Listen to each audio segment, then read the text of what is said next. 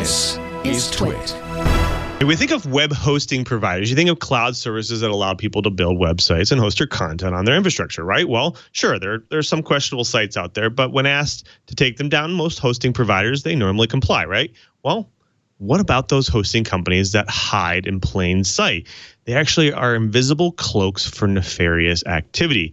Well, there's a name for them, and they're called bulletproof hosting providers. Now, there are those hosting providers that ignore abuse reports and allow cybercrime operations to be conducted on their servers and infrastructure. Now, some countries are actually starting to crack down on such hosting providers. Now, this past week, Dutch police took down one such bulletproof hosting provider called KV Solutions BV. Now, that masked actually tens of IoT botnets that were responsible for hundreds of thousands of DDoS attacks around the world. Now, for 2 years, the company provided hosting infrastructure to internet criminals and has been one of the most serious offenders of such things as phishing pages to vulnerability scanners, and from crypto mining operations to malware repositories. Now, the company has made a reputation in the cybersecurity circles for being a hotspot for DDoS botnets, with cyber criminals renting KV servers to host their botnet scanners, malware, and command and control servers, knowing they'd be safe from prosecution.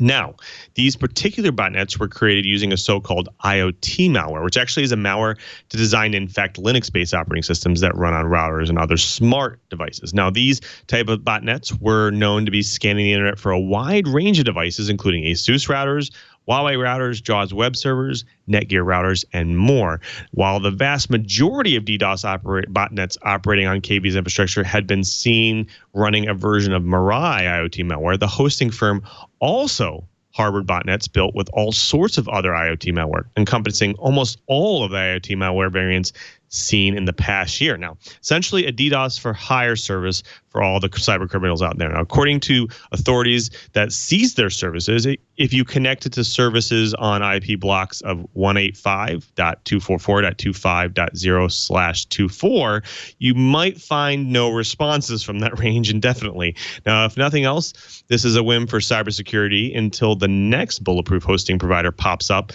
with their fancy new cloaking mechanism.